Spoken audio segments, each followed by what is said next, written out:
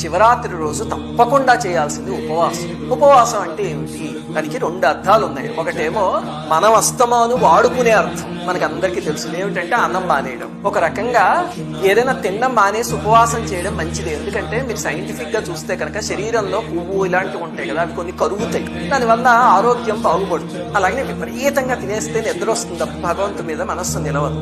అందుకని ఉపవాసం అనే దాన్ని మన ప్రతి పండక్కి మన ఋషులు లింక్ చేసి పెట్టారు. కానీ గుర్తుపెట్టుకోండి, అలా మానేసేసి మధ్య బీపీలు షుగర్లు ఉన్న వాళ్ళందరూ కటిక ఉపవాసం చేద్దామని పట్టుదలతో కూర్చొని పక్క రోజు వెళ్ళి హాస్పిటల్లో శనైలు పెట్టించుకుంటారు. అలాంటివి ఎంత మందిని చూశాను. అలాంటి ఉపవాసాలు ఎప్పుడూ చేయకండి, అది మంచిది కాదు. ఇంకా రెండవది, అసలైన ఉపవాసం ఏమిటి? ఇది అన్నం మానేయడం ఉపవాసం కాదు. అసలైనది ఏమిటి అంటే ఉపవాసం అంటే దగ్గరగా ఉండడం. అంటే మన మనస్సు పరమేశ్వరుడికి దగ్గరగా రోజంతా ఉండగలిగితే దాని ఉపవాసం.